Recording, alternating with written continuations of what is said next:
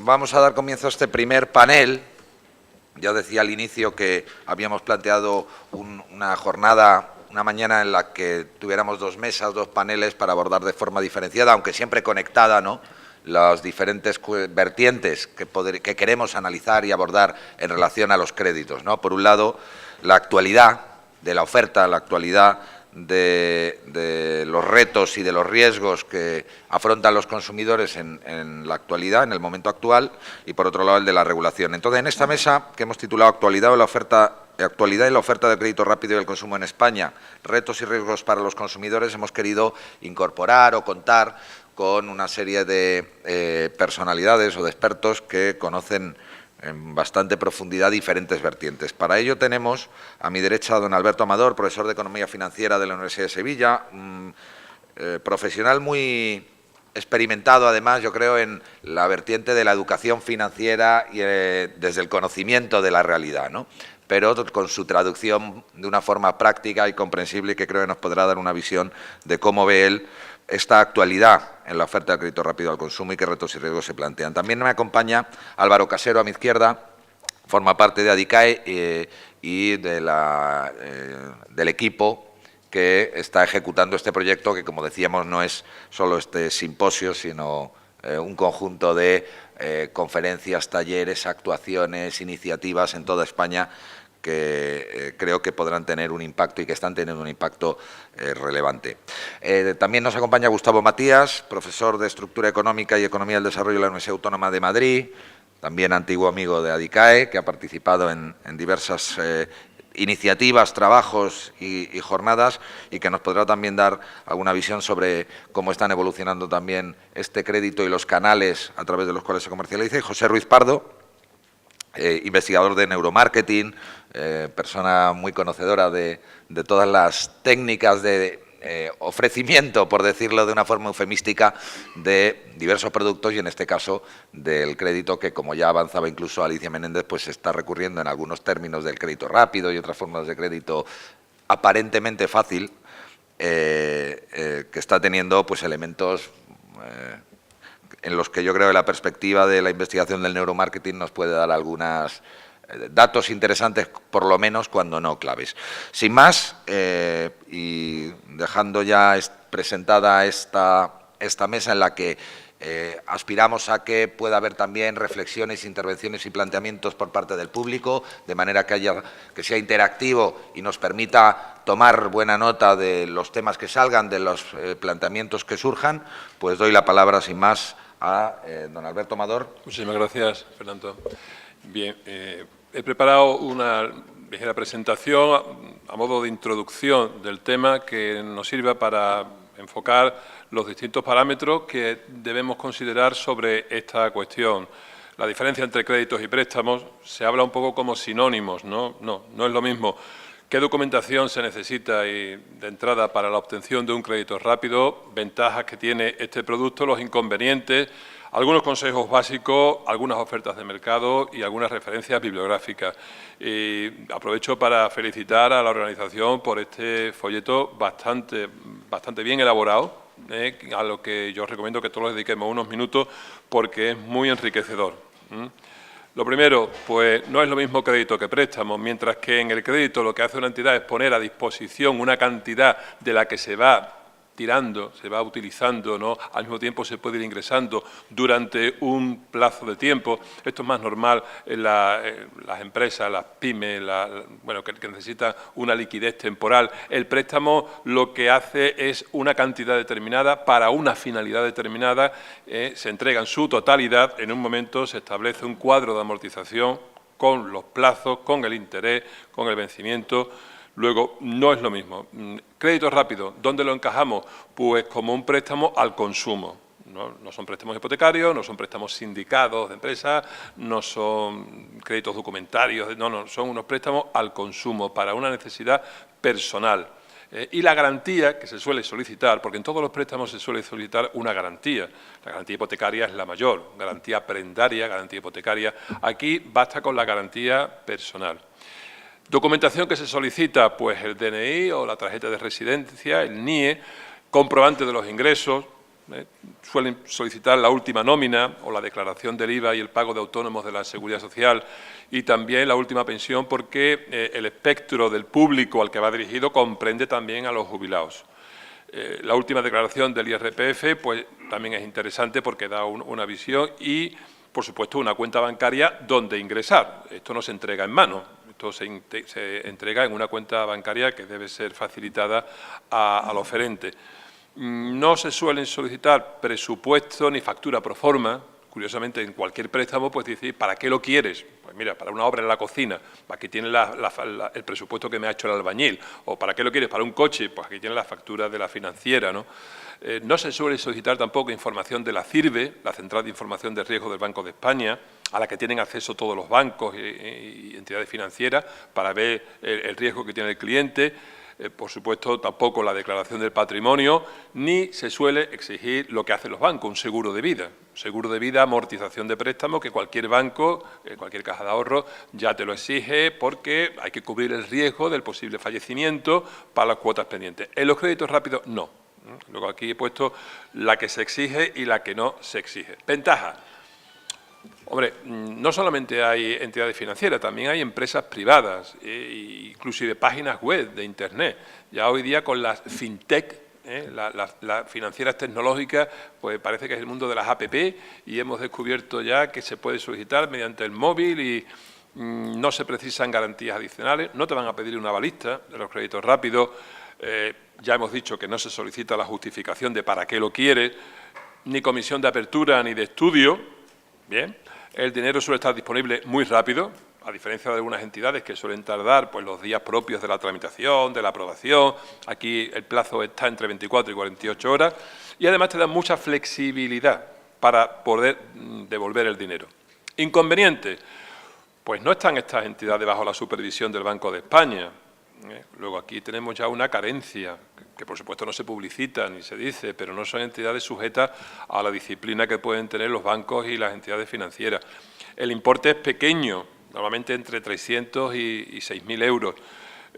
Aunque no suelen cobrar comisión de apertura, la TAE, tasa anual equivalente, es decir, ese tipo de interés que te han dicho traducido a tasa anual, a tipo anual, para que lo puedas comparar, está entre 20 y 25 de entrada. Pero si los importes son pequeños y los plazos también, pues se dispara, como he dicho antes, a miles, ¿no? La edad mínima, 21-24 años, por supuesto mayor de edad, y edad máxima, 65-75. El tipo de interés puede llegar a triplicarse. El problema viene con el impago. Los intereses de demora son bestiales. Los intereses de demora son bestiales, aparte de la comisión por haber caído, ¿no? Y no todas las comisiones cumplen los requisitos establecidos. Sabéis que hay un manual de tarifas y comisiones en todos los bancos donde te explican las máximas y debe estar a disposición del público. Aquí no sabes cuáles van a ser las comisiones, salvo que te leas, ¿no? Y vengan recogidas en el documento contractual. Inconveniente, la reunificación de deudas. Es que estoy ahogado, tengo que pagar esto. Tú no te preocupes. Juntamos las deudas, alargamos el plazo y vas a vivir mejor. Sí, pero esa reunificación de deudas, calcúlale la TAE que estás pagando. Las tarjetas que se ofrecen, pues no son revolving. Revolving es cuando termina el mes, paga y se vuelve otra vez a poner a cero, como los revólveres. Tú disparas las balas, vuelves a cargar las balas, pues igual, tarjeta revolving es la típica tarjeta que tienes un crédito, pagas lo que has gastado, vuelve a ponerse a cero. No, pues aquí las tarjetas no suelen ser revolving, suelen acumulables. La comunicación, los teléfonos, pues es complicado. Ya hoy día que te conteste una máquina o una persona que tú desconoces porque no sabe ni... y el teléfono 902 tiene un coste. Consejos básicos. De entrada, el catón de cualquier endeudamiento es que el endeudamiento no debe superar un tercio, ¿no? Un tercio aproximadamente, ¿no?, de tus ingresos netos, porque tienes que comer, tienes que pagar la luz, el teléfono, la comunidad, el colegio. Entonces, haz las cuentas. Como supere un tercio, vas a tener problemas. Fijarse en la TAE aplicada, porque la TAE es la que nos va a dar la referencia de poder comparar. Aquello de busque, compare y si encuentra algo mejor, cómprelo, pues sigue siendo válido, ¿no? Leía otro día que solo un tercio de los usuarios españoles de banca comparan los planes de pensiones, los fondos de inversión. La mayoría, pues actúa en la confianza de su banco, de su entidad, que por supuesto le ofrece lo mejor que tiene su banco, lo mejor que tiene su entidad. Pero lo de comparar como que parece que nos lleva mucho tiempo, ¿no? No, pues hay que comparar, porque lo peor que hay para comprar o para vender son las prisas, y para comparar hace falta tiempo, es cierto.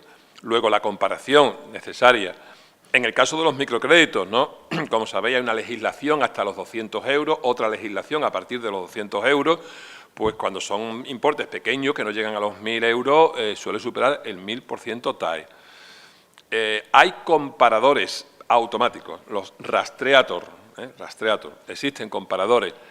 No es aconsejable para refinanciar otras deudas o para pagar deudas. En la banca, una de las cosas por las que se mira la CIRBE es para ver si tienes endeudamiento en otro sitio y si estás al día o eres moroso. Lógicamente, si vienes a pedirme un préstamo para pagar otra deuda, como se suele decir en el argot habitual, una roncha, pues no, ¿para qué lo quieres, no? Asegurarse de la política de protección de datos. La política de protección de datos. Es tremendo, es tremendo. Ha habido ahora una campaña, ¿no?, para recabar de los clientes esa autorización, ¿está usted conforme con que...? Bien, bien. Me contaban que en el Black Friday del otro día, en Mango, concretamente, había una cola que decía, si se saca usted nuestra tarjeta, le damos además del 30% que vale más barato, un 10% más barato. Claro, la gente se cambiaba de cola y se ponía en la cola de la tarjeta. Claro, oye, pues mira, qué bien, ¿no? ¿Cuál es la sorpresa? Cuando te llaman, me ha dicho una persona de extrema confianza, diciendo, mire usted que hemos observado que su vida laboral... ¿Cómo? ¿Que mi vida laboral? ¿Pero de dónde me llama? No, de Mango. Pero bueno, ¿esto qué es? ¿No? O sea, yo he autorizado... No, sí, ¿verdad usted? Es que a usted le viene... la pensión, lo otro, y tú dices, bueno, fíjate, yo luego he autorizado una tarjeta y tal, pero cuidadito con la protección de datos, cuidadito, porque no somos conscientes, aunque ya lo estamos haciendo cada vez más, de la Big Data, de cómo, bueno, me están llegando mensajes al ordenador de mis vacaciones en La Coruña, y cómo saben que yo veraneo en La Coruña, ¿no? Me están mandando mensajes pero por el móvil, por aquí, por allá, y bueno... Vivimos en una época en la que parece que lo saben todo sobre nosotros. Cuidado con la política de protección de datos y la encriptación. Ofertas, muchísimas. No voy a tener mucho, ¿no? Más que nada para que veáis Vivus, Dineo, Casper, los importes. Curiosamente, los plazos son muy pequeños, 30 días. En Casper, hasta 500 euros la TAE puede llegar a ser 4.933. Ferratum, crédito 24, vía conto, pues ahí tenéis. Hay un cuadro estupendo aquí, comparativo también, de estas y otras entidades. OK Money, crédito más, qué bueno, fijaros las TAEs, ¿no? De 1.000, superiores a 1.000 y a 2.000 y a 3.000. Big Bang, ya te exige no figurar en fichero ASNEP, y otras más populares como Cofidis, Wonga, Credit, Bondora, Creditea, Crédito Más. ¿Dónde estudiar más? Pues hay escritos sobre esto, hay escritos ya libros, manuales, hay publicaciones. Yo os invito a entrar en la página web de ADICAE, donde podéis descargaros en PDF algunos documentos y, sobre todo, difundirlo.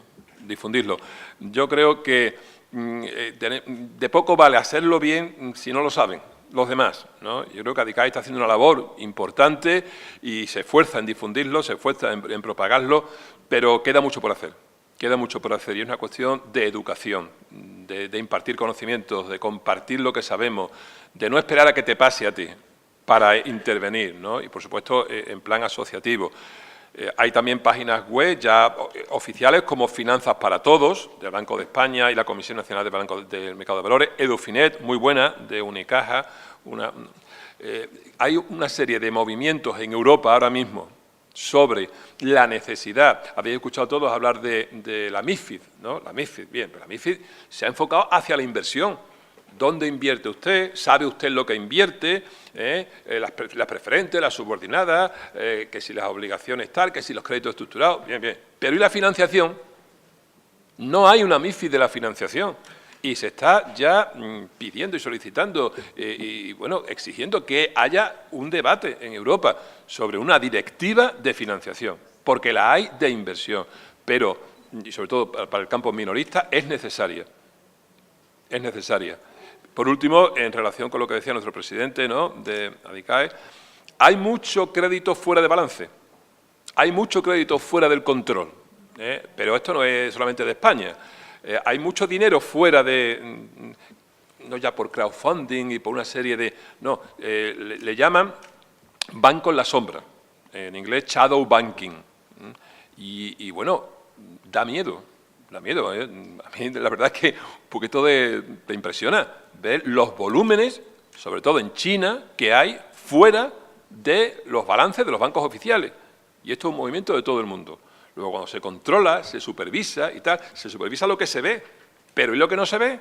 Lo que no aparece en los estados contables de las entidades financieras.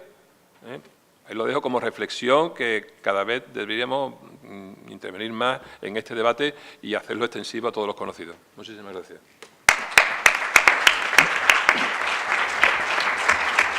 Muchas gracias, Alberto, por la claridad y por ajustarte al tiempo, de manera que nos dé tiempo, valga la redundancia, después a permitir nuevas intervenciones, nuevas reflexiones y complementos a lo ya señalado. Yo me apunto a algunas cosas, pero por ahora me las reservo para no romper el hilo conductor y poderlas abordar en el debate posterior.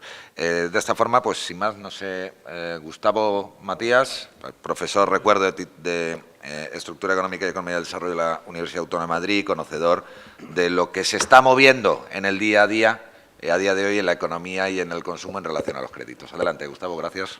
Hola, buenos días a todos, a todas. Fue un orgullo para mí participar en el estudio de ADICAE al que se ha hecho referencia y que he visto que está disponible ahí a la entrada, la realidad del crédito no hipotecario en España, y al que se ha hecho referencia tanto en la intervención del presidente como del profesor Alberto Amador. Creo, no obstante, que la velocidad con la que transcurren los acontecimientos en una economía crecientemente digitalizada como es la mundial y especialmente también la española, requeriría adaptarlo, actualizarlo, porque aun cuando han transcurrido apenas año y pico, ha habido muchos acontecimientos y, sobre todo, la aceleración del cambio tecnológico, que afecta, entre otros muchos ámbitos de las relaciones económicas y sociales, especialmente al crédito, y más incluso, con la precisión que ha hecho el profesor Amador, a los préstamos personales de distinto tipo, tanto los utilizados en general por las familias, por los hogares, pero entre otros también, por ejemplo, para los estudiantiles, que tiene cada vez más importancia. Si nos atenemos a estos cambios ocurridos en los 2 últimos años, con la presencia especialmente de las llamadas fintech e insurtech, es decir, compañías financieras y aseguradoras que usan la tecnología, esa afirmación que señalaba es más importante, porque se decía en el estudio, en la introducción del estudio, que el problema principal es que estaba surgiendo un patio trasero al sistema financiero, que era el de los llamados créditos, ahora préstamos rápidos, sin control, con esos intereses tan desproporcionados e ilegales, pero no atajados, porque las ofertas han seguido existiendo, no ha habido autoridades que las hayan frenado.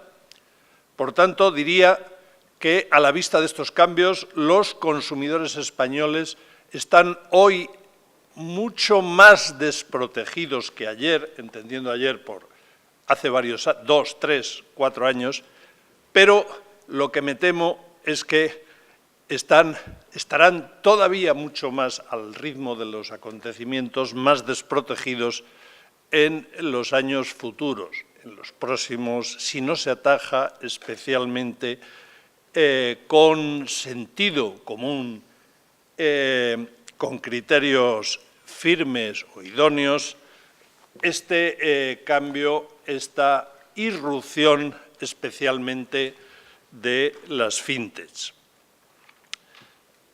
que están, entre otros países, creciendo con mayor intensidad en España.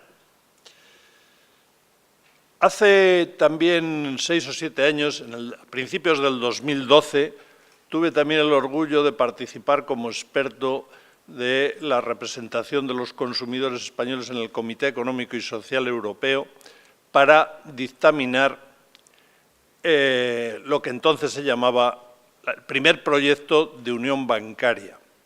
Uno de los mensajes que incluimos en ese dictamen, como saben, en el Comité Económico y Social están representados tanto los intereses empresariales como los sindicales y los del consumo, ONGs, etcétera, pues fue que la banca en la sombra, de la que han hablado mis dos precedentes, si no se la corregía, si no se le prestaba atención, en Europa no tardaría muchos años en superar la mitad de todo el sistema financiero.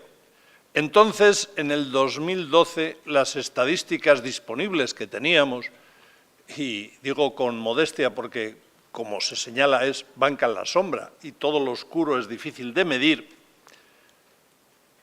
eran que no llegaba al 10% del total del sistema financiero.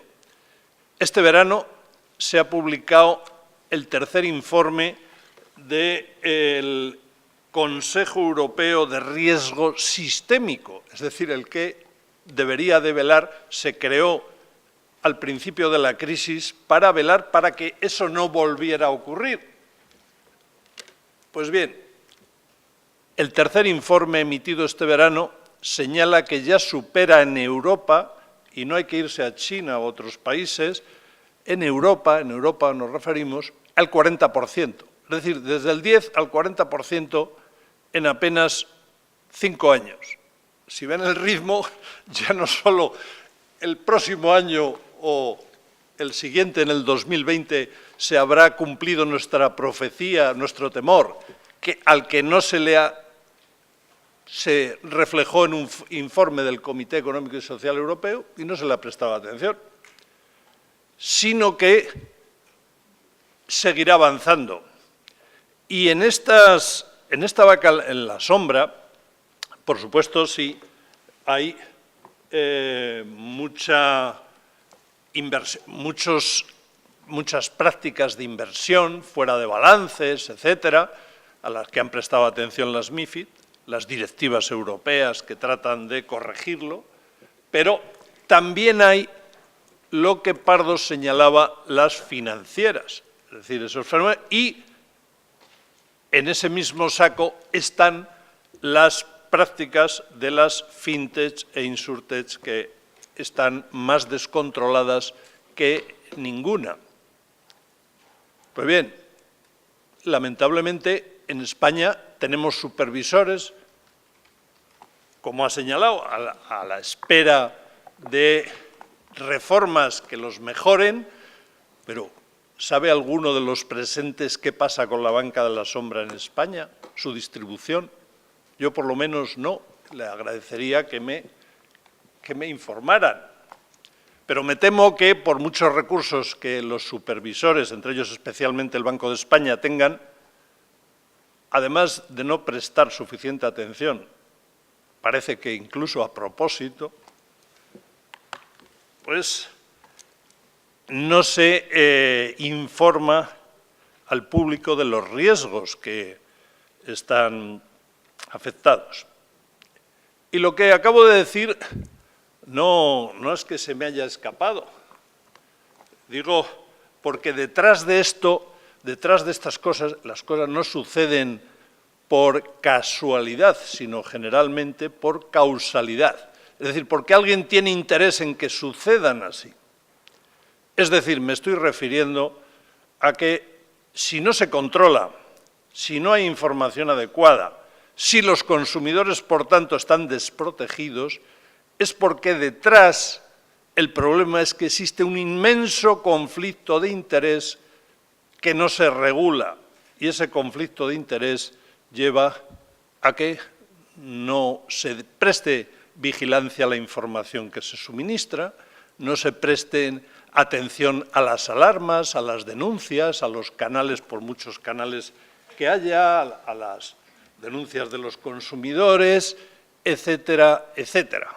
Y, por tanto, qué de extrañar que cuando el Banco Central Europeo, como consecuencia de la crisis, lleva con tipos de interés cero y haya entidades, y siga habiendo que apliquen TAEs, como se señalaba en este informe, superiores al 1000%.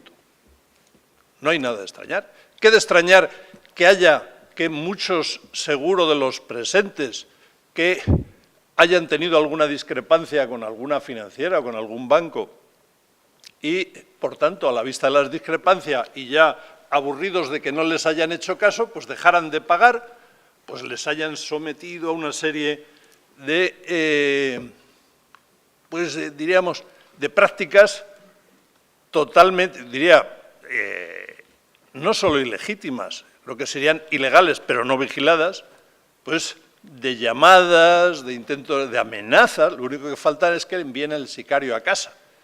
Y eso es consecuencia, como todos saben, de las prácticas de sacar fuera de balance aquellos créditos que no se han pagado. ¿Para qué? Para que el banco luzca mejor. Todos los grandes bancos han vendido esos créditos a compañías de sicarios con esas prácticas ilegales que están aterrorizando a millones de españoles con llamadas diarias. Y ahí siguen. Bien, pero vamos, no quisiera dramatizar en esto y señalar, atendiéndome a la sugerencia que señalaba de que el estudio sigue siendo de esta realidad del crédito muy útil y habría que actualizarlo, prestando atención especialmente a este fenómeno nuevo de la irrupción de compañías tecnológicas, las fintech e insurtech, pero sobre todo a un aspecto que es el causal de todos los problemas, es decir, a los conflictos de interés. Hoy mismo ha hecho referencia también el presidente, se publica una avanzadilla del informe de la Comisión Parlamentaria sobre el coste de la crisis bancaria española. En términos solo de pérdidas al sector, se estima en 300.000 millones de euros, es decir, cerca de un 30% de lo que producimos todos los españoles en un año. 175.000 las cajas de ahorro y 125.000 la banca. Se ha dicho que este cierto desequilibrio en que las cajas de ahorro hayan estado más afectadas se debe a la politización de los órganos de gobierno y han surgido muchos escándalos, etcétera, etcétera. He leído en la prensa, en esta avanzadilla, que no obstante los dos principales partidos, los dos que han gobernado en la última década de crisis financiera, señalan que no es tanto la politización, sino si no es la politización, son los conflictos de interés. ¿Pero qué se ha hecho por los conflictos de interés? Sí, ha habido ciertamente regulaciones, pero a mi juicio, en el sector financiero los resultados no se han notado porque los riesgos son mucho mayores que los que existían al empezar la crisis. Bueno, para resumir estos 4 minutos. Lo pusimos de manifiesto, también he tenido la oportunidad hace unos meses de colaborar con el Comité Económico y Social como experto en otro dictamen que hablaba de las finanzas sostenibles, de la sostenibilidad posible de las finanzas. Y ahí expresábamos nuestra preocupación porque muchas de las medidas que se pedían al principio de la crisis de la vigilancia no se ha tomado, y especialmente por los conflictos de interés, la regulación y el gobierno de las entidades financieras, que en este sentido es el problema que nos lleva de las protecciones. Hay lo mismo que hay posibilidad tecnológica de que se incrementen los fraudes, los abusos de mercado, los excesos en posiciones dominantes a través de las fintech, hay posibilidad de corregirlo. Es decir, hay iniciativas. Por ejemplo, yo conozco una, que es la que está preparando el famoso ingeniero informático Hervé Falciani, pero también conozco que, por cortesía, se ofreció a presentársela al Banco de España hace más de un mes y ni siquiera le ha recibido. En esta situación estamos. Por tanto, creo que debería de especialmente atajarse este fenómeno de los conflictos de interés, que no es solamente, ojo, que no solamente afectan a los funcionarios públicos, es decir, a las regulaciones que ha habido sobre el mérito, la idoneidad, el comportamiento de los funcionarios públicos, afecta también al comportamiento privado, a la responsabilidad de las entidades privadas. Y hoy tenemos que, fuera de ese ámbito, pues no, por ejemplo, yo en el mundo que estoy de la universidad, pues hay un banco, bueno, es el mayor, Santander, que controla prácticamente todas las universidades, con el beneplácito de sus rectores. En muchas de esas universidades es el único banco. Y ahora incluso tiene una plataforma, lo leí en la prensa, que los rectores le han dado el privilegio, el monopolio, de controlar a través de esa plataforma por los créditos. No he visto que haya habido ninguna iniciativa pública para corregirlo. Valga este ejemplo y creo que con eso quisiera limitarme a esos minutos. Gracias.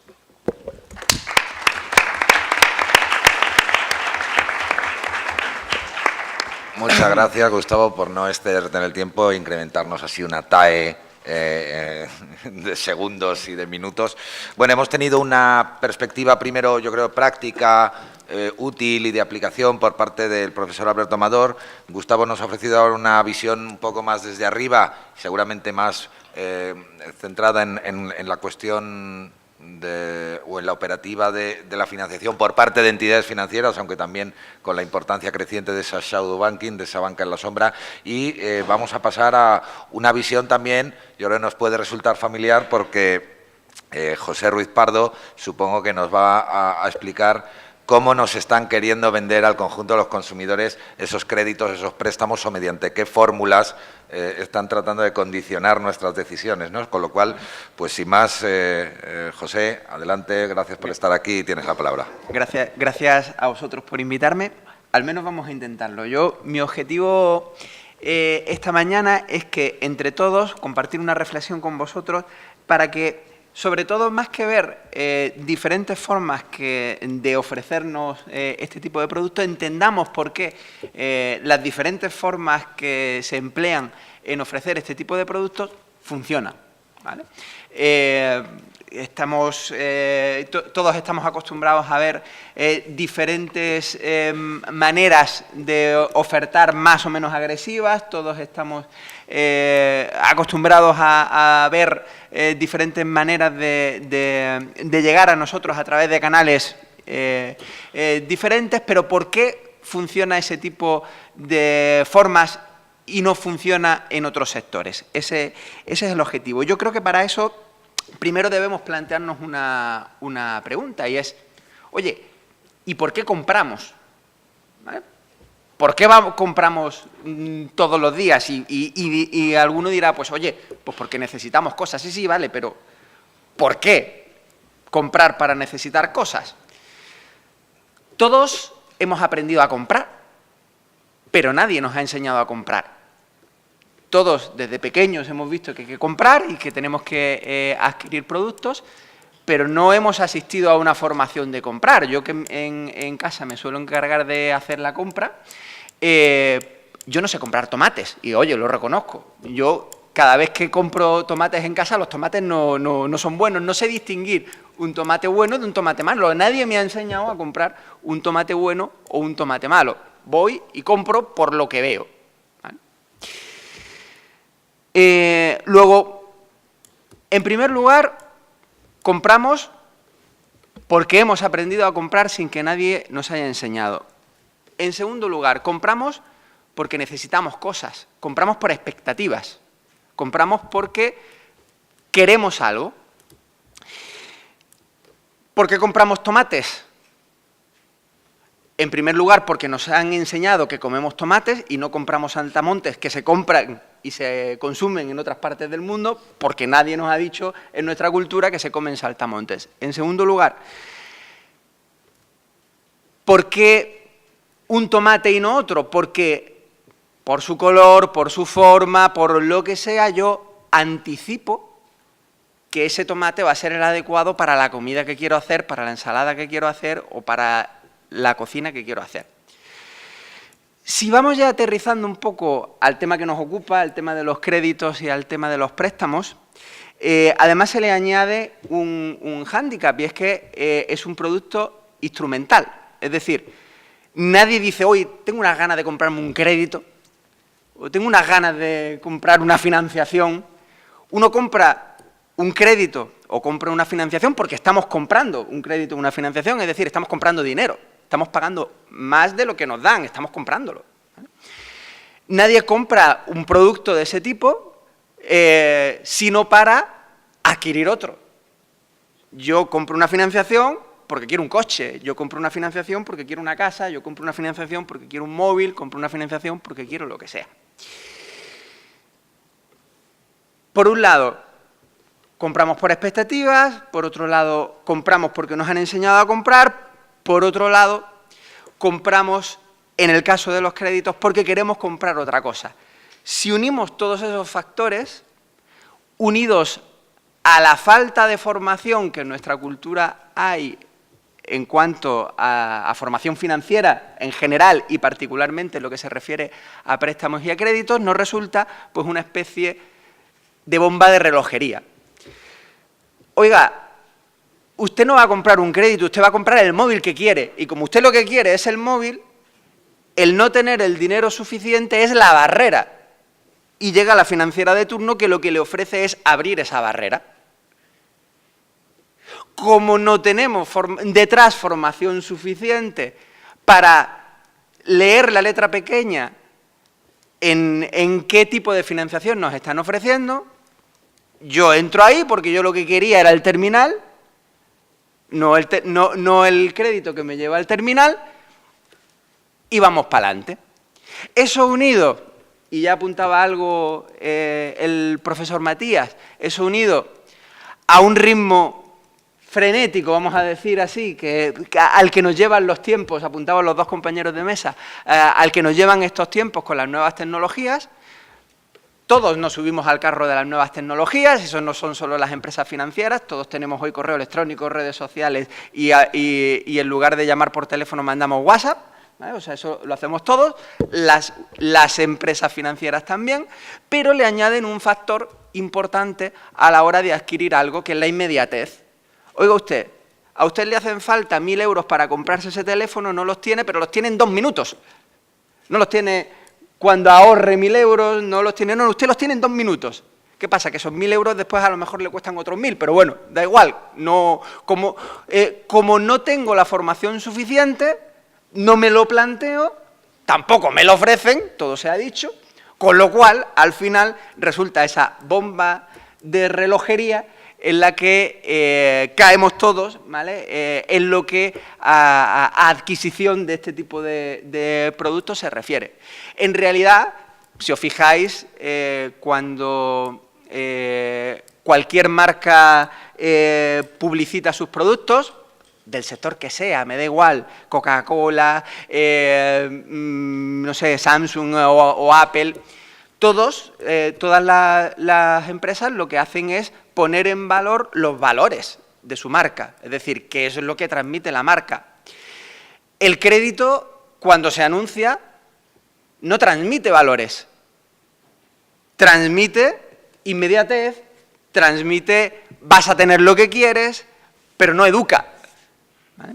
Yo creo que la gran responsabilidad que tenemos, y ahí está el papel de instituciones como esta que nos convoca esta mañana, es formar en esas carencias que tenemos en educación financiera y particularmente en este tipo de productos, pero además yo creo que tenemos dos responsabilidades. Por un lado, ir un poco más allá, ¿vale? Yo creo que habría que meter la pata en el sistema educativo y sin querer hacer una crítica, que últimamente parece que el sistema educativo tiene la culpa de todo. Bueno, tendrá la culpa de lo que la tiene y de otras cosas no la tiene, pero además yo creo que todos tenemos la responsabilidad no solo de formarnos, sino de formar a las generaciones que vienen por detrás, ¿vale? El que nos formemos nosotros es una solución a corto plazo.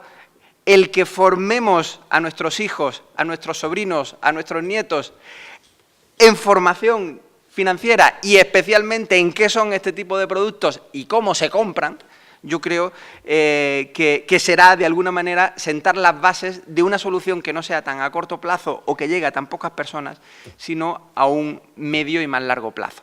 Y con esto yo creo que concluyo la reflexión que tenía esta mañana para que a partir de ahí, después de las demás intervenciones, podamos solucionar las inquietudes que tengáis. Muchas gracias.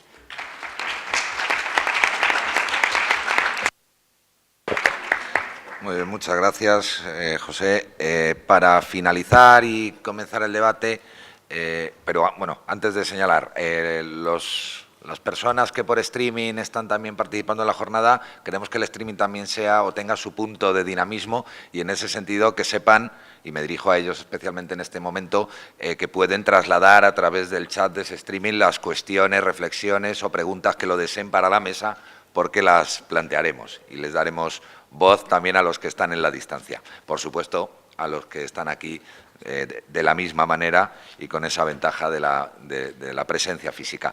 Decía que después de esas tres visiones complementarias, diría yo, que hemos puesto sobre la mesa en este panel en relación a la actualidad de esa oferta del crédito rápido y al consumo en España, va a intervenir Álvaro Casero, que yo creo que de Adicae, que tiene como, aparte de su capacidad como gran virtud en este caso, la cercanía al terreno, es decir, el trabajo durante este año en ese proyecto, en ese amplio proyecto que Adicae está llevando a cabo en toda España en relación a toda esta cuestión del crédito, los préstamos, tanto en el ámbito hipotecario y, como no, en el que estamos abordando ahí las otras y diferentes formas de crédito diferentes a las de la adquisición de la vivienda. Así que, sin más, Álvaro, tuya es la palabra, último interviniente, para dar paso a continuación al debate.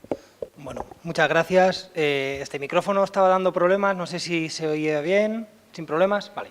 Bueno, pues muchas gracias, lo primero de todo, a los asistentes, gracias por venir, y a los ponentes por acudir a nuestra llamada. Muchas gracias a los tres. Decir que hemos intentado, por activa y por pasiva, que hubiese alguien de la AEMIP, de la Asociación Española de Microcréditos, en la mesa, que defendiesen sus posturas, su negocio, su forma de vender los créditos y demás, pero nos ha sido imposible. Bueno, yo la verdad es que prácticamente está casi todo dicho, pero como integrante de una asociación de consumidores me voy a centrar en recalcar unos pequeños puntos que han dicho nuestros tres ponentes. Y básicamente son qué tipo de prácticas abusivas hay en este tipo de crédito rápido. Me voy a centrar sobre todo en el crédito rápido porque es más que evidente, por ejemplo, en este librito que os hemos entregado a la entrada, es más que evidente las lagunas, las caras ocultas y todas las sombras que tienen este tipo de créditos. Nos resulta curioso que para que te concedan un préstamo, un crédito, no se evalúe la solvencia de la persona que lo solicita. Simplemente con un acceso a Internet, con un móvil, con un ordenador, metes tus datos y en un día, en 15 minutos, en 48 horas, tienes disponible 300, 500, 1.000 euros.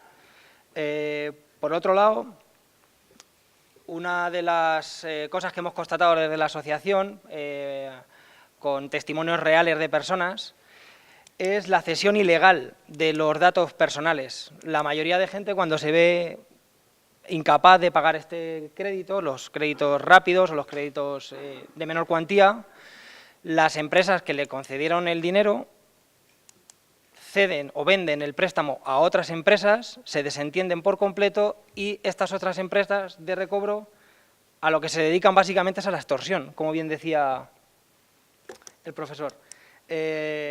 Llamadas a todas horas, nos han contado casos de llamadas al trabajo, de llamadas a vecinos, llamadas a familiares, diciendo eres un deudor, no pagas tus deudas, mira que no sé qué, mira esto, mira lo otro, llaman al trabajo, es decir, acoso en toda regla.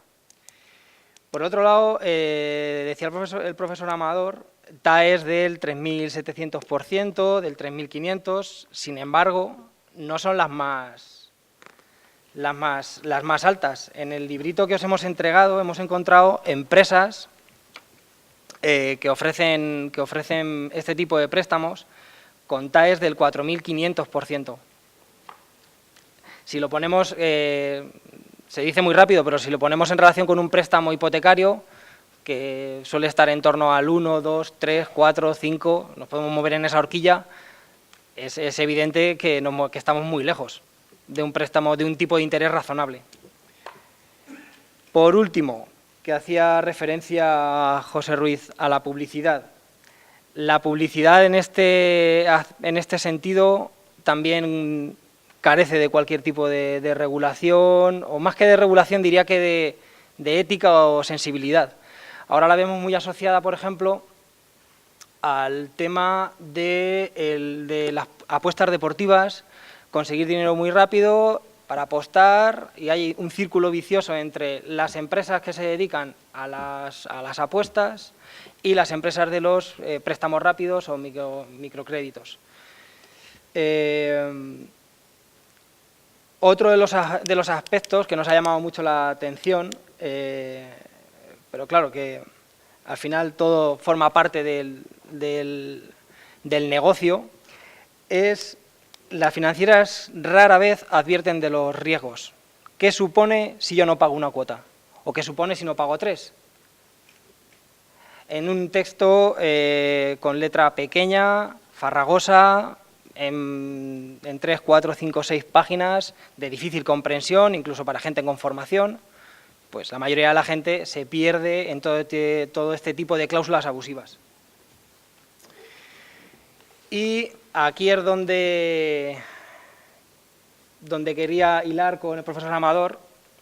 ¿Dónde están o qué consejos tenemos o qué consejos podemos dar desde las asociaciones de consumidores para evitar problemas una vez que hemos solicitado un crédito de este tipo?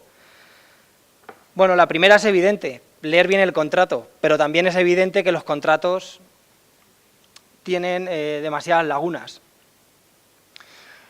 Otra cosa que es fundamental, que se lo decimos siempre a nuestros socios o a la gente que pasa por la asociación, es guardar todos los papeles, cualquier comunicación, todos los contratos, cualquier email, cualquier comunicación que tengamos con esas empresas, que se guarde.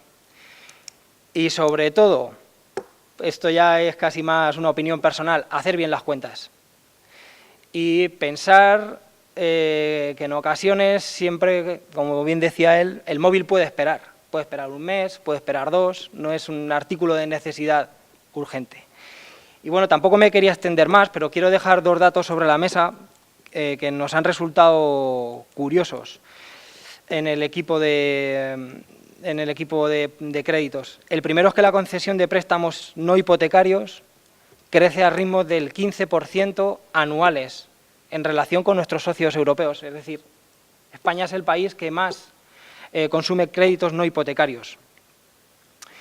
Y por otro lado, lo que nos sorprende es que es el país donde más crece, pero es el país que tiene el interés para este tipo de préstamos o créditos más caro en Europa.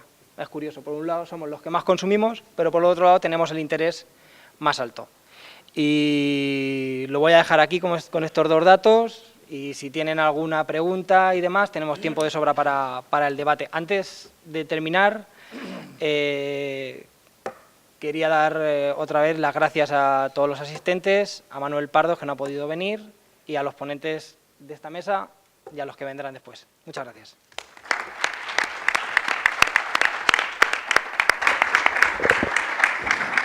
Bueno, pues yo creo que las diferentes intervenciones han puesto sobre la mesa temas como para que puedan ser objeto de reflexiones, de debate, hasta de propuestas, me atrevería a decir. Yo apuntaría de las cuestiones que se han señalado, y mientras supongo que desde el público y por el streaming se preparan algunas diversas cuestiones, hay una cuestión en relación a lo que señalaba José Ruiz, en relación a la publicidad. No es tanto que lo dijera José en relación a la publicidad, sino que guarda relación con un elemento que ha destacado, que es el crédito es una herramienta, es un instrumento, es una forma de acceder a ingresos futuros, por decirlo de alguna manera. Sin embargo, si vemos la publicidad, vemos que crecientemente el crédito se vende, se ofrece, sobre todo cuando hablo de esto, crédito rápido, pero ahora hablaremos también, o pondremos sobre la mesa algunas ofertas o actuaciones de entidades financieras tradicionales, se ofrece como producto en sí mismo. Es decir, ya la publicidad no es ¿necesitas algo? ¿Te ofrecemos el dinero? No. Dice, ¿quieres 3.000 euros? ¿Quieres 1.000 euros? Cógelos y luego ya verás en qué te los gastas. Esa incitación yo creo que va más allá de las cuestiones financieras, una incitación a un consumismo llevado al límite además sobre todo cuando hay unos elementos, pues quizá, no sé si tienen que ver con la conducta de los consumidores, una conducta condicionada o manipulada en parte. Hablábamos de las TAEs, 3.000% TAE, 2.000% TAE. Es que hay veces que no hace falta ni llegar a este extremo, ¿no? Si hablamos de que nos van a dejar, entre comillas, nos van a prestar 600 euros y hay que devolverlo en un mes, y que dentro de ese mes lo que voy a tener que devolver es 1.000 euros, estamos hablando de que me presten 600 euros durante 30 días me ha costado 400. Quiero decir, ya no solo el coste elevadísimo de estos créditos, sino que hay un elemento también, yo creo, de conducta o cultural o impulsado por las entidades de que encima de que tienes que pagar 400 euros porque te dejen 600 durante un mes, casi vas alegre y feliz de que te han concedido, han sido tan magnánimos, ¿no?, que te han dejado ese dinero, cuando en realidad lo que te han colocado es un producto además sumamente y excesivamente caro. Y yo creo que ahí todavía ese elemento que cuando uno sale del banco, lo decía antes José, creo, con la... Bueno, me lo han concedido, ¿no? Voy a la panadería, me han dado la barra de pan, qué alegría. Bueno, no la he pagado, ¿no? Era el producto, ¿no? Bueno, por plantear algunas reflexiones. Esta en relación a la publicidad y plantear a la mesa dos cuestiones, yo creo, fundamentalmente, sin perjuicio de otras con las que queráis complementar la intervención mientras surgen preguntas. Se está hablando del crecimiento de los créditos rápidos, no rápidos, porque aquí no se ha hablado y supongo que saldrá, los créditos preconcedidos de bancos tradicionales que te dicen tienes preconcedidos, porque eres así de fantástico como cliente, 3.000 euros. Claro, lo que no te fijas es que son al 21% TAE. Y además solo tienes que darle un botón en la banca online e inmediatamente lo tienes en tu cuenta. O vas al cajero y te lo ofrece el cajero. Están creciendo, como digo. Y yo creo que dentro de ese crecimiento está habiendo una reacción de las entidades financieras, que yo apunto a esta del crédito preconcedido, pero quizá queráis aportar alguna visión, ¿no?, a cuál está siendo la posición de las entidades financieras ante otros agentes, decía nuevos agentes, nuevas fórmulas y nuevos canales al inicio de esta jornada. ¿Qué está haciendo la banca frente a eso? Yo creo que es importante porque si está creciendo la banca en la sombra, dudo mucho que la banca se vaya a quedar de brazos cruzados frente a lo que podría ser un pastel interesante para ellos. Esa es una cuestión para la mesa. Y la otra, yo creo que se ha hablado de educación financiera, se ha hablado de que los consumidores tomen ciertas precauciones. ¿Creéis, en todo caso, aunque seguramente será objeto en parte de la siguiente mesa, ¿no creéis que sería necesario también alguna regulación más clara, más explícita y más contundente. Por ejemplo, cuando hablamos de publicidad, entendemos que la publicidad tiene que tener un atractivo, tiene que tener, está destinada a vender, no está destinada a informar. Pero claro, dentro de estar destinado a vender, lo que estamos viendo y lo que hacía referencia antes parece ser, o es evidente más bien, que está empleando unas fórmulas que buscan la compra por impulso, que además aprovechan de los canales que mayoritariamente están empleando estas empresas para la venta, que son los canales online. Canales online en los que ya lo que te dicen es, escanea tu DNI, hazle una foto a tu DNI, mete aquí tu usuario de tu cuenta de banco online y ya está. Y con eso, en 2 minutos, tienen todos tus datos, tienen acceso a tu cuenta bancaria y tu crédito. Yo creo que hay un elemento también de compra por impulso que no es solo el de la publicidad, sino el de los canales. Por eso hablaba al principio de agentes y canales. En fin, son 2 cuestiones sobre las que, o cualesquiera otras que tengáis, nos gustaría, yo creo, a todos tener vuestra visión, mientras también organizamos además las preguntas que empiezan a llegar ya del público, a las que daremos voz. Así que, ¿alguno queréis?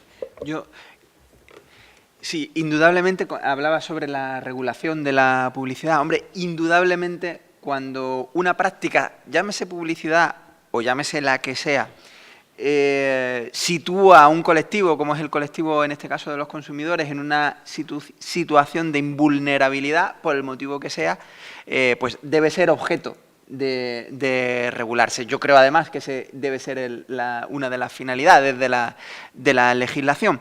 Pero yo voy más allá. Yo creo que no solo hace falta una regulación, que hablaríamos una regulación por parte de un agente, vamos a decir, externo al mundo de la empresa que comercializa ese producto, una regulación pues por parte de los gobiernos y demás, sino debiera haber una autorregulación, es decir, unas prácticas por parte de las empresas que se dedican a eso, en el que propiamente entre ellos y que hay en otros sectores puedan autorregularse incluso.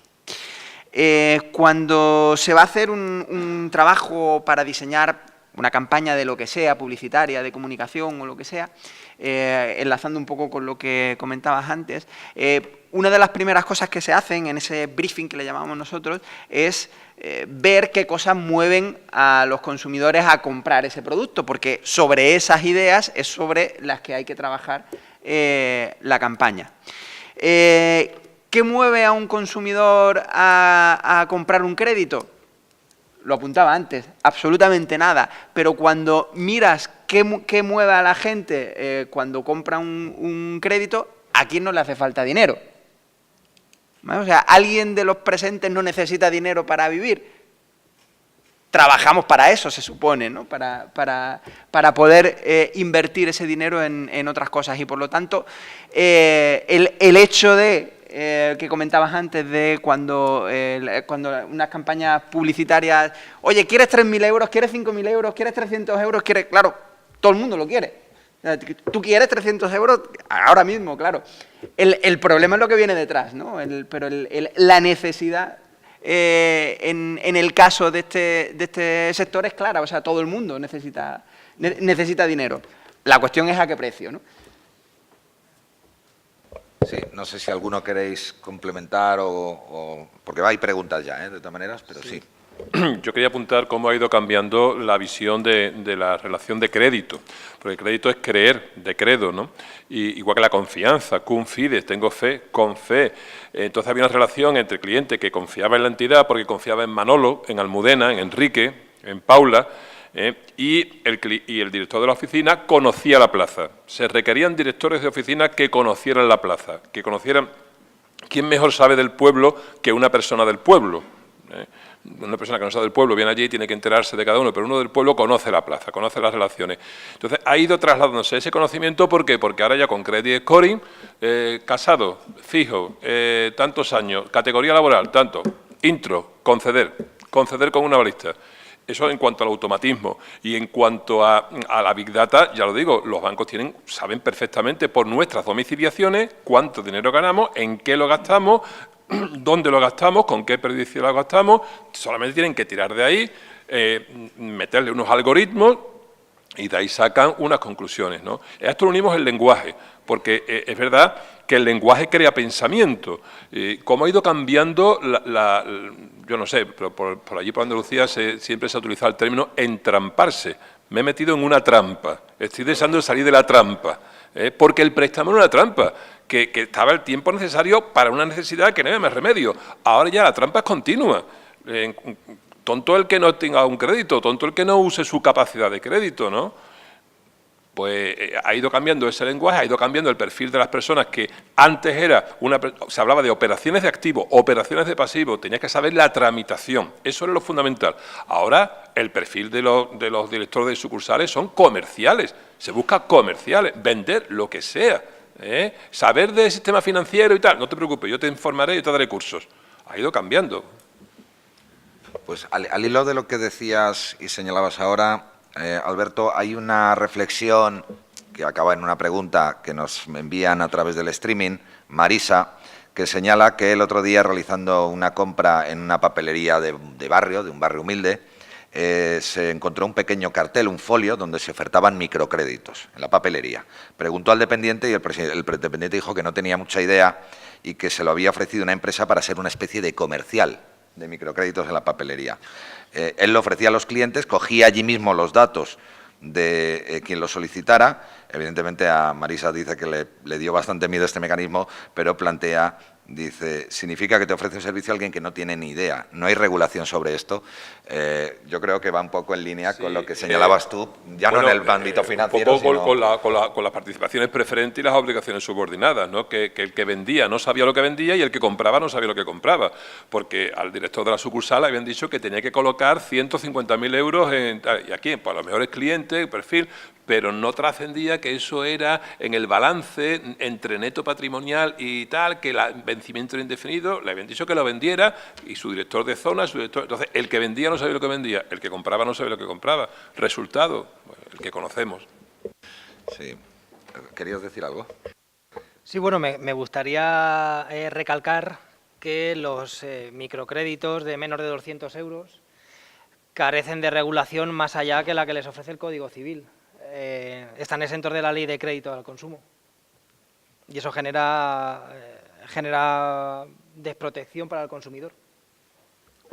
Muy bien. Dentro de las preguntas que estamos ordenando, vamos a dar curso a algunas, más bien por estructurarlo. Lo pregunta Jesús Agudo de Reuters. No sé si... las tarjetas son más bien para ordenarlo, pero a veces es más fácil que expreséis vuestra pregunta al micro, por si queréis complementar algún detalle o...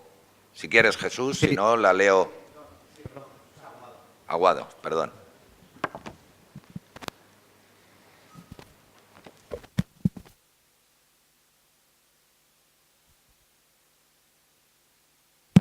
Bueno, ahora, perdón. No, sí, en relación con lo que creo que has apuntado antes, Fernando, sí me gustaría preguntaros por el papel de la banca tradicional en la concesión del crédito al consumo y los créditos preautorizados, de los que está también alertando un poco el Banco de España y otros supervisores. Y ya también incluso si veis a veces que últimamente en el negocio, en la oferta de crédito hipotecario, los bancos pueden incluso intentar atraer al cliente a sucursales como especie de gancho para ofrecerles otros productos, venta cruzada de productos y ahí también intentar venderles créditos al consumo, ¿no? Porque entiendo que ahí hay más rentabilidad que ahora mismo en el crédito hipotecario, un poco el papel de esto. Gracias. Muy bien, si alguno queréis ofrecer alguna, yo sí tengo respuesta, pero a lo mejor alguno también queréis complementar. Bueno, en cuanto a la banca tradicional, el papel en toda la cuestión del crédito, yo creo que hay dos elementos. Uno lo señalaba Álvaro, el precio. Es decir, estamos por encima, según datos supongo de Eurostat, en intereses bastante por encima de la media de la Unión Europea en cuanto a los intereses aplicados a créditos al consumo, por un lado. Y por otro lado, hay una creciente actividad comercial de oferta activa de los bancos para colocar crédito. He hablado de los preconcedidos y no estoy hablando de preconcedidos a grandes clientes, hablo a clientes con saldos medios normales o pequeños, regulares, en concepto de nómina o ingresos regulares, pero preconcedidos con un elevadísimo importe, preconcedidos en los que se busca también esa contratación por impulso y pensar antes en disponer del dinero de que en para qué lo quiero. Las tarjetas es otro elemento que se está, en los que la banca tradicional está operando con una intensidad muy grande, reforzando su oferta de tarjetas, también un poco en línea con el creciente uso de las tarjetas como medios de pago, pero es un medio de pago que en el caso del crédito lleva asociado o adherido un crédito implícitamente, y además uno de los créditos más rentables para la entidad, más onerosos, más caros para los usuarios. Y luego, pues claro, la creciente explotación de todos los mecanismos que las nuevas tecnologías ofrecen para ese clic a través del cual tienes cualquier producto, pero, por ejemplo, y fundamentalmente un crédito, ¿no? Respecto a la otra cuestión que planteas, lo estamos viendo desde hace tiempo ya, es decir, entidades bancarias, sucursales, que, como decía el profesor, se dedican a vender, ya no son un centro de asesoramiento, ni de información, ni de orientación, son puntos de venta. Y en esos puntos de venta uno se encuentra muchas veces, más que folletos de productos bancarios, folletos de teléfonos móviles, televisiones, toda clase de productos. Pisos, por supuesto, evidentemente, eso ya no son folletos, son dosieres, pero folletos en los que te viene el producto, prácticamente apenas se informa del precio de lo que cuesta ese teléfono móvil, te ponen la cuota que va a ser y por descontado con un crédito que te va a ofrecer la propia entidad que te está ofreciendo ese producto. Por no hablar de algunas iniciativas recientes de sucursales reconvertidas directamente a puntos de venta del producto físicamente, no a través de un folleto. CaixaBank ha abierto recientemente en Málaga un centro dedicado a vender tecnología, fundamentalmente tecnología, evidentemente tecnología en la que el vendedor ofrece la financiación también, es decir, una venta cruzada muy clara, ¿no? No sé si, bueno, desde luego, esto lo que expresa es la necesidad de poner algo de control. Si no se trata de si la banca puede ofrecer o no productos tradicionales, puede o no ofrecer pisos, pero claro, es que en ese caso está jugando además un papel que pudiera ser objeto de análisis por parte de las autoridades de competencia. Decía el profesor, pisos. Bueno, es que hemos visto, y eso lo hemos comprobado, no ahora, hace un par de años, cómo el banco, si tú le quieres comprar el piso que el propio banco te ofrece la financiación en unas mejores condiciones o al 100%, o que si tú vas con un piso que has encontrado en el mercado libre de un particular, entonces ahí te dice, no, ese crédito no te lo doy. Ahora, si es para este piso que tengo yo en mi catálogo, sí, por supuesto, cuentas con el precio. Yo creo que es una cuestión que tiene afectación a la competencia y que, claro, genera posibilidades de mayor abuso. Pero, en fin, no sé si alguien de la mesa quiere añadir alguna. Yo sí me gustaría apuntar una idea, sobre todo para entender lo que apuntabas de la compra por impulso y del crédito rápido por impulso. Una de las palancas, bueno, una de las herramientas que se usan para incentivar la compra por impulso es ponerte rápidamente delante la solución a algo que tú buscas. Tú estás en la cola del supermercado, llegas a la caja, ves las pilas y las compras. Tú no has ido a comprar pilas, has ido a comprar otras cosas, pero ves las pilas y las compras. Cuando las ves, recuerdas que el mando de distancia se te va a salir el dedo por debajo de darle al botón, las compras, o sea, te pone rápidamente la solución a un problema. Aparte, el ser humano es una especie de la que tenemos mayor capacidad de aprendizaje, al menos de las que conocemos a día de hoy. No solo aprendemos en jornadas como hoy, aprendemos también de lo que hacen los demás. Claro, hemos vivido unos años que todos conocemos bastante duros, con la crisis económica, donde mucha gente ha necesitado este tipo de productos, mucha gente ha necesitado productos financieros para poder, de alguna manera, salir de esa situación, de esa crisis, pero la barrera que encontraban, ¿cuál era? Oye, no me lo han concedido. Yo necesito 10.000 euros, necesito 20.000 euros, necesito 30.000 euros, pero no me lo han concedido. Es decir, de alguna manera hemos aprendido que la no concesión de un crédito era una barrera. Claro, a estas fechas te dicen, oiga, ¿tiene usted un crédito ya concedido? hemos aprendido que el crédito es algo complicado de conceder, hemos aprendido que eso es una barrera y te muestran las pilas, te muestran oye, ya tienes el crédito concedido, úsalo para lo que quieras. Decías que el hombre es el género humano, es el que tiene una gran capacidad de aprendizaje, también tiene la capacidad de tropezar 2 y 3 veces con la misma piedra. Y en ese sentido yo creo que habría también que plantearse, hablamos del crecimiento del crédito en general, del crédito al consumo en particular y de los créditos rápidos, y hay que plantearse también cómo crece y por qué crece tan rápido. Es algo que seguramente no hemos abordado en esta mesa, aunque estaba en el estudio que hicimos el año anterior, porque claro, si es un crecimiento derivado de necesidades de la gente para cubrir deudas o cuestiones de subsistencia, se está generando una burbuja de enorme peligro. Es decir, si se está recurriendo a créditos para afrontar el día a día, los gastos ordinarios, y si encima parte de ese crédito es en forma de créditos que tienen TAEs, intereses y condiciones de carácter abusivo, se está generando una burbuja. Si es por otras realidades, pues se está expresando la urgente necesidad de una regulación, ¿no? Lo digo como reflexión para la mesa también. Yo quería apuntar que, como hemos comentado en 2 o 3 ocasiones, la educación financiera sí, pero antes de la educación financiera está la educación en valores. Trazar una línea, esto es necesario, esto no es necesario. Esa línea es muy difícil de trazar hoy día porque el bombardeo del consumismo es tremendo, ¿no? Pero refranes que se nos enseñaba de pequeño, más tiene quien menos necesita. Y ese tipo de mensajes que calaban y te hacían vivir la vida de otra manera, pero ahora mismo, sobre todo la adolescencia, que ahora dura desde los 11 hasta los 20 y tantos, ¿no?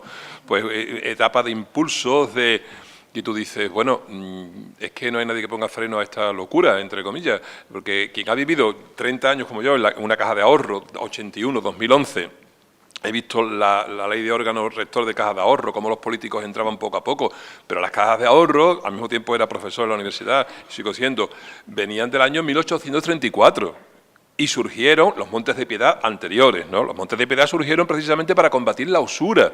Y digo, va a haber que otra vez que refundar las cajas de ahorro, porque precisamente nacieron para esta finalidad. Es una pena que no han sido las cajas que estuvieran mal, eran los gestores los que lo hacían mal, ¿no? Porque en el ciclo económico, pero en fin, esa es otra historia. Pero sí es cierto que eran esos préstamos del Monte de Piedad, esos préstamos pequeños, los que fortalecieron instituciones que duraron más de 100 años, ¿no? Ahí lo dejo. Bueno, las preguntas que se han planteado las he dividido en varios bloques. Como tampoco, yo creo que como vamos bien de tiempo, tenemos margen a que aquellos que lo deseen, aunque la hayan formulado en la tarjeta, puedan formularla de viva voz por si quieren introducir algún matiz o aclararlo. Lo que pasa es que no se han incorporado en las tarjetas el nombre de la persona que pregunta, así que haré alguna referencia a la pregunta para los que querían. Habría una pregunta, en realidad, a la reacción colectiva para el abuso en los créditos rápidos. No sé si la persona que la formulaba quiere plantearla de viva voz. Y sobre Yo lo que quería, abusos, sí. Sí, cómo la acción colectiva puede contribuir a que cesen los abusos de este tipo de créditos. Al igual que, por ejemplo, ha ocurrido en las cláusulas suelo, pues cómo ADICAE y otras asociaciones pueden hacer que eso se considere abusivo por algún tribunal. Sí, bueno, aquí apunto y si alguien quiere complementar, en todo caso, los intereses, si el problema que tenemos a veces es que tenemos la herramienta, a veces legal, aquí se está criticando y discutiendo que hay una regulación suficiente, y tenemos la herramienta de lo que ya han dicho los tribunales. Los tribunales, pero será seguramente en la siguiente mesa y por eso no quiero entrar demasiado para no pisarla, pero ya el Supremo ha manifestado, claro, en relación a los intereses de demora, que un interés superior al interés remuneratorio, al interés que tenía el préstamo, más 2 puntos, lo que exceda eso es abusivo. Claro, sin embargo, nos seguimos encontrando en los contratos, por supuesto, de chiringuitos de crédito rápido, por supuesto, también de entidades bancarias, intereses que exceden con mucho, intereses de demora que exceden con mucho eso. se podría declarar como abusiva y hay un debate jurídico que creo que irá para la otra mesa, porque hay cuestiones de si al formar parte o no del precio es susceptible de esa posibilidad, en fin. Pero en todo caso, respecto a la cuestión de la acción colectiva, yo creo que es el planteamiento que con esta jornada, no con esta jornada, con todo el proyecto que ADICAE viene desarrollando este año y que desarrolló hace 2 años y en el que ha seguido trabajando en el ínterin, por supuesto, aspira, ¿no? Es decir, a tratar de estar muy cerca de la realidad, porque cuando se está muy cerca de la realidad se conoce qué es lo que está sucediendo y cuando se conoce qué es lo que se está sucediendo se puede reaccionar. Y en esa reacción es donde yo creo que la acción colectiva de los consumidores como conjunto, como grupo, fuera, sea en el plano de los tribunales o mejor si no es esa, ¿no? Por ejemplo, si es mediante el impulso a una regulación adecuada o si es mediante forzar cambios en las prácticas de las entidades que operan, pero eso es forzar. Siempre va a depender de la existencia de un colectivo organizado, no de un individuo particular pues que pelea como puede, con las herramientas que puede y con las fuerzas que en cada momento le queden, ¿no? Pero creo que José quiere complementar. Sí, yo quería añadir que vivimos quizá en la época histórica en la que el consumidor tiene más fuerza, históricamente hablando, en los últimos tiempos. Las nuevas tecnologías de las que hemos estado hablando en diferentes ámbitos toda la mañana, nos proporcionan también el tener una herramienta de comunicación al exterior, ¿vale? Y el poder realizar esas acciones colectivas no solo desde las organizaciones como ADICAE, sino que además de los consumidores como tales en los canales de comunicación habituales. O sea, hoy día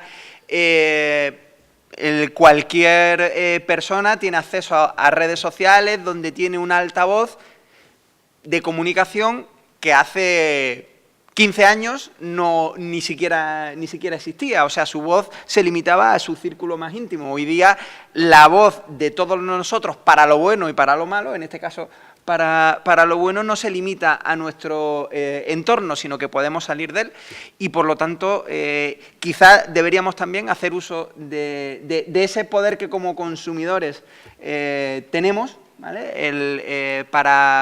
Además para complementar el trabajo que se hace desde las organizaciones. Muy bien, hay una pregunta que se plantea dirigida tanto a Gustavo Matías como a Álvaro Casero, que tiene que ver con la regulación y supervisión en relación al recobro. No sé si hay quien la hubiera formulado la quiere formular de viva voz, por detallarla, o leo lo que hay aquí. Bueno, pues lo que preguntan es cuál es la legislación que se aplica a las empresas de recobro de este tipo de productos. Entiendo que se refiere a las de créditos diferentes a los garantizados con hipoteca. Si existe algún tipo de regulación. La figura del asesor y la del vendedor está confundida. Hoy quien asesora vende o el vendedor asesora mal, claro, da mala información. Eso debería de considerarse una estafa. Por lo que decía en relación con la otra intervención de Ruiz, las tecnologías, lo mismo que dan la posibilidad de extremar los abusos, dan la posibilidad de corregirlos. Incluso me atrevería a que dan más posibilidades de corregir que de extremar, sobre todo si se relacionan con las instituciones, es decir, la regulación, la participación, etcétera.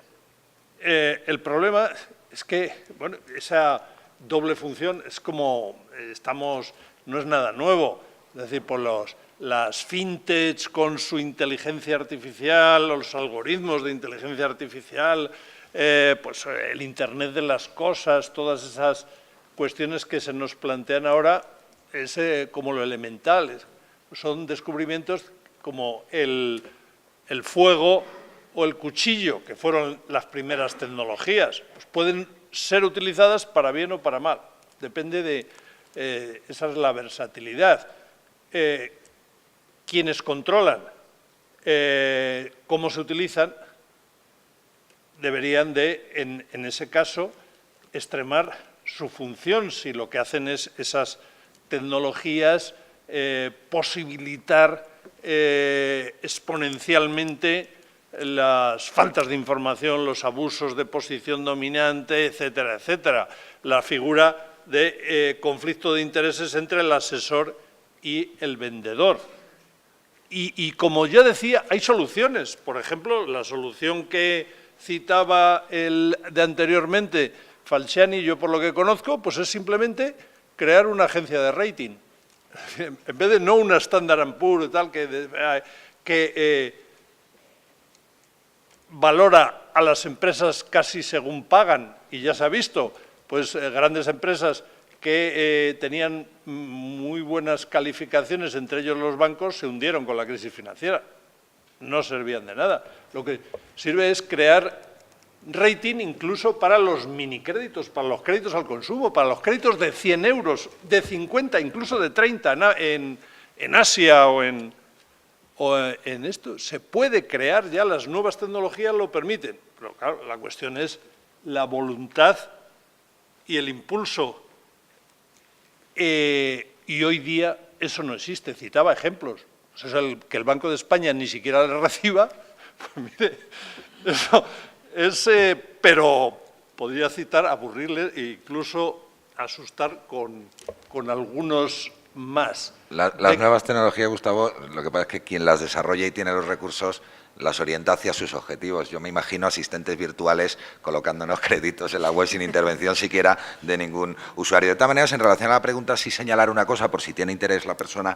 Hay una propuesta de directiva y otra propuesta de reglamento europeos, ahora mismo en tramitación en el Parlamento Europeo, sobre precisamente la venta de paquetes de créditos impagados o en peligro de impago a empresas de recobro, por decirlo de alguna manera. Se está pretendiendo estructurar lo que ya es un mercado.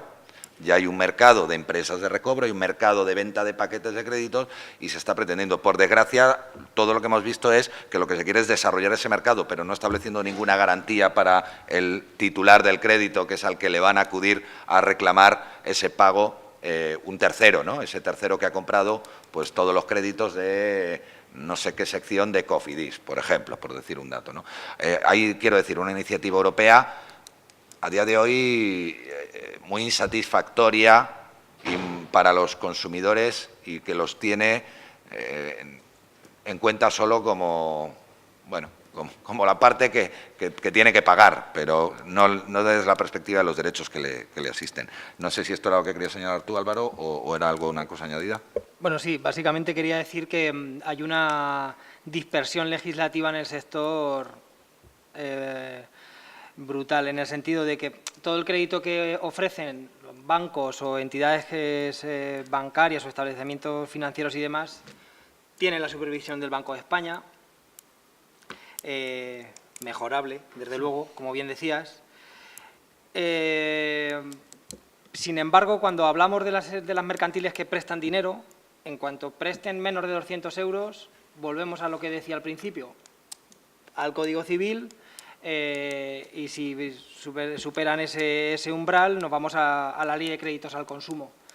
Se echa de menos o se echa en falta una legislación más exhaustiva con respecto a los microcréditos, o profundizar un poco más, al menos, en la normativa en el Código Civil, si no se quiere hacer una ley propia para los microcréditos.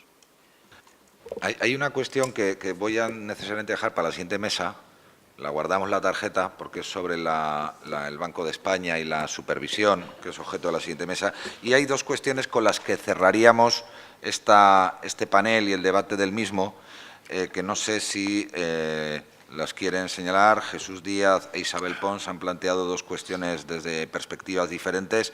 No sé si queréis expresarlas de viva voz o... ¿Sí?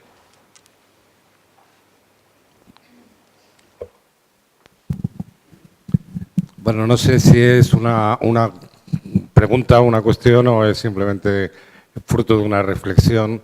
La banca en muchas ocasiones pues nos incentiva, nos lleva al uso casi indiscriminado de la tarjeta de crédito, pues mediante la oferta de determinadas ventajas, entre comillas, o sin ellas, ¿no? Me refiero, por ejemplo, a la cuenta 123 del Banco Santander, en la que te imponen el uso de hacer determinados movimientos, determinado número de movimientos con la tarjeta de crédito al cabo del mes o del trimestre para poder acceder a una remuneración superior o en especie, que si te dan acciones o no sé qué, o descuentos, o etcétera, ¿no? Pero muchas veces el mecanismo, utilizar la tarjeta, pero tienes un mecanismo por el que no pagas ningún tipo de interés, es el reintegro, no sé si es mensual, etcétera, o algo así. Entonces, me pregunto, ¿qué sentido tiene realmente esto para el banco? No te está cobrando ningún tipo de remuneración, únicamente te obliga a utilizar X número de movimientos, de tarjeta, de compras.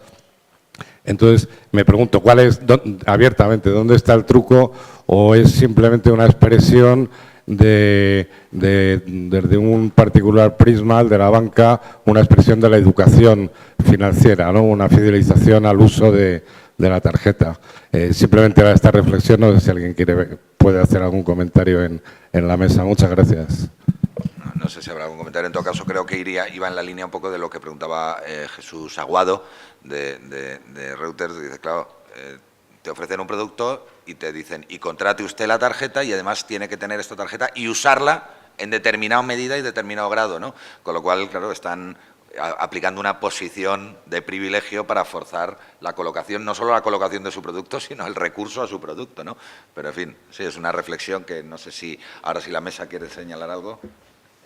Si no, pasamos a la siguiente pregunta y cualquiera de la mesa aborda cualquiera de las dos cuestiones. Sí, adelante. Vale, pues una cuestión que creo que no se ha hablado mucho y es del crédito por descubierto en cuenta, que también es otra cosa a tener en cuenta, porque la mayoría de las personas, entre otras cosas, gente que hemos atendido, pues reciben la nómina después del día 1 y el día 1 se carga todo, con lo cual se dan muchas situaciones de descubiertos en cuenta que tienen la consideración de ser un crédito, a fin de cuentas es un dinero que te anticipan. Y en relación a la pregunta que trasladaba, es un tema que creo que es de los que más nos pueden preocupar y de los que no podemos perder de vista. Hemos pasado, como bien se hablaba en la mesa, un aumento de crédito exponencial prácticamente, pasando de utilizar el crédito porque hay una necesidad a después ver cómo este crédito está siendo mal utilizado y la preocupación que creo que nos debe de crear, y por eso trasladaba a la mesa si hay algún tipo de estudio ya recogido de colectivos especialmente vulnerables. Nosotros tenemos constancia en algunas charlas en institutos que los padres les cargan la tarjeta a los niños para comprarse algo, para repararse el móvil o para comprarse alguna cosa muy concreta y ese dinero luego lo derivan a donde quieren, entre otras cosas a temas de apuestas.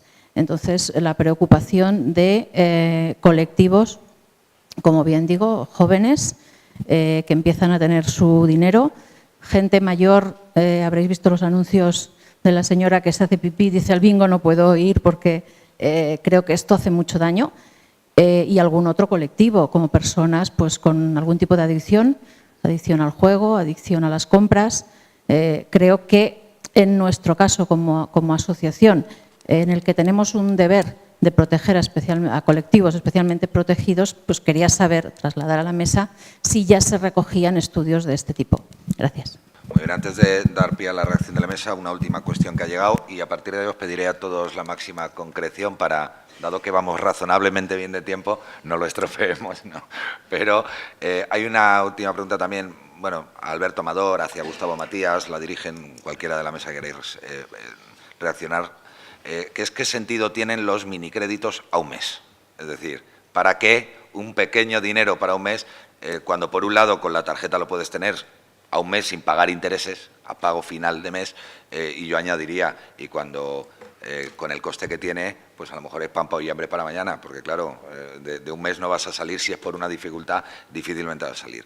Y la segunda pues, cuestión que se planteaba en esta misma pregunta es la preocupación, o se expresaba la preocupación por ausencia de medios, falta de medios para evitar las pérdidas de cajas y bancos.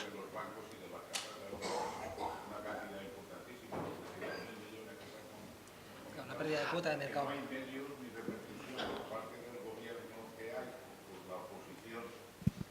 De tomar medidas adecuadas para estas cuestiones, porque verdaderamente es muchísimo dinero.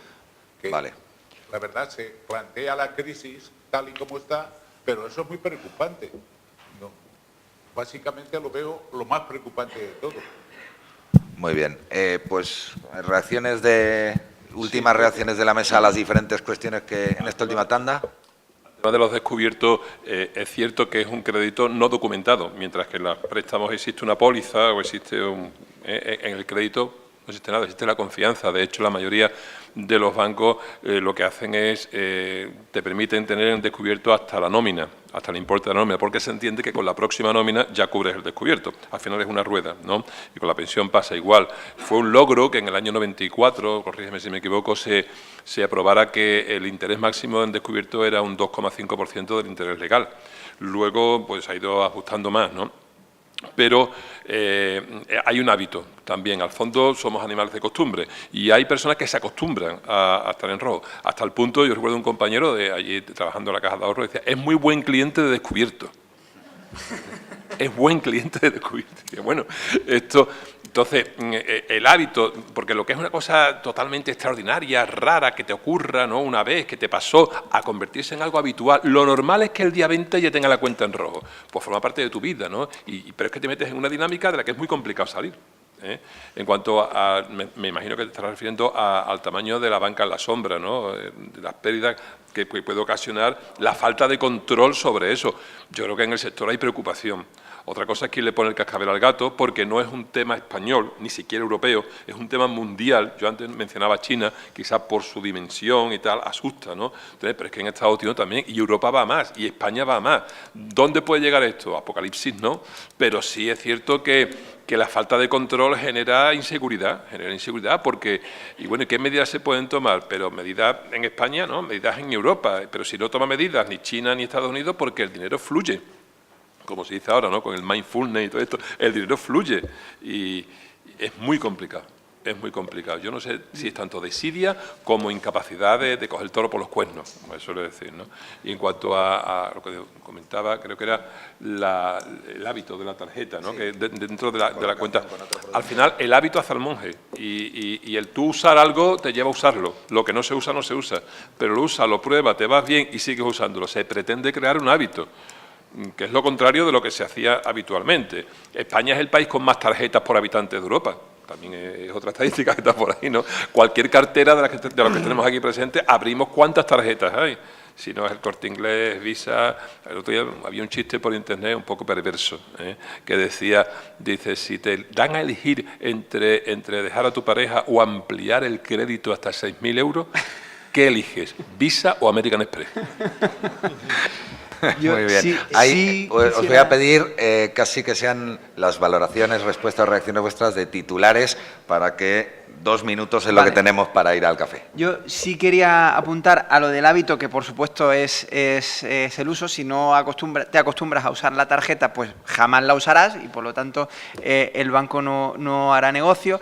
Hay otro motivo que une la tarjeta con la pregunta que había de qué sentido tiene el crédito a un mes, que muchas veces lo otorga una empresa tecnológica, y que es el mismo motivo por el cual hay aplicaciones en el móvil que son completamente gratis. Dice, oye, qué bueno es Google, que nos da un servicio de mapas, que cartografía el mundo y nos da un servicio de mapas para que vayamos a los sitios. Google está negociando con eso. Google lo que está es trazando cuál es el camino y cuáles son los hábitos de la gente para ser más preciso en su publicidad cuando te muestra la publicidad al usar el buscador. Es decir, los datos del uso del Big Data que se ha apuntado aquí esta mañana es una información muy importante a la hora de saber cómo segmentar a los clientes y qué productos ofrecerles. Muy bien. Gustavo Yo creo que el sentido de los minicréditos, créditos de 100, y diría que de 100 o de 30, hay países donde con 30 ya se dan créditos, minicréditos de esos, o nanocréditos, como se llama, para montar un negocio, aunque sea de venta de un producto. Tiene todo el sentido del mundo.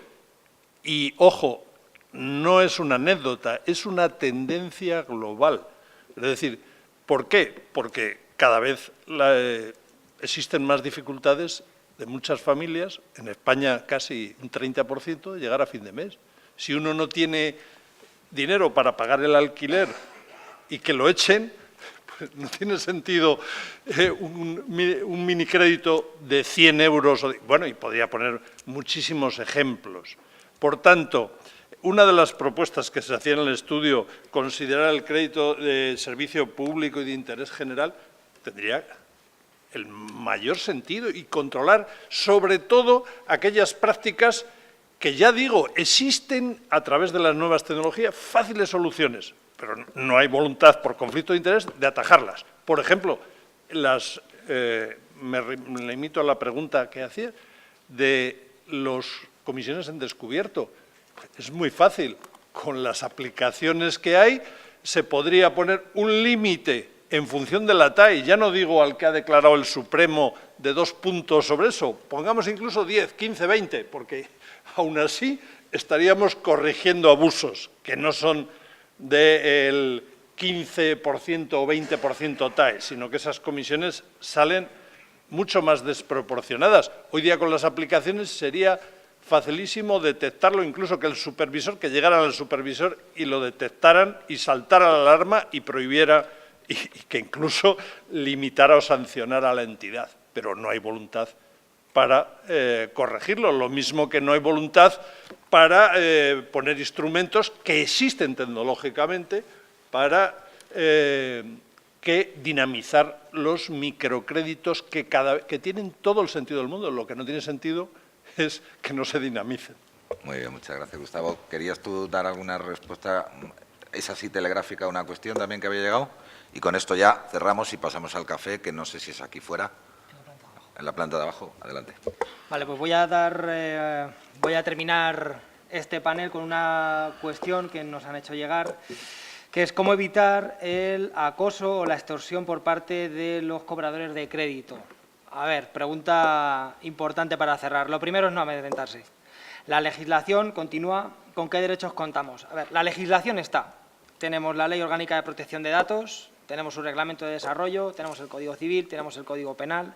Es decir, cuando estas empresas comienzan a llamar indiscriminadamente a todas horas a todos los vecinos y demás, 2 opciones muy sencillas. Acudir a una asociación de consumidores o acudir a un abogado. Sin ningún problema. La legislación existe y se puede aplicar. Y sin nada más, reiterar las gracias a los ponentes y bajamos a la planta de abajo a tomar un café. Gracias. Volveremos a eso de las 12:20, rasparemos un poquito para no alargar mucho.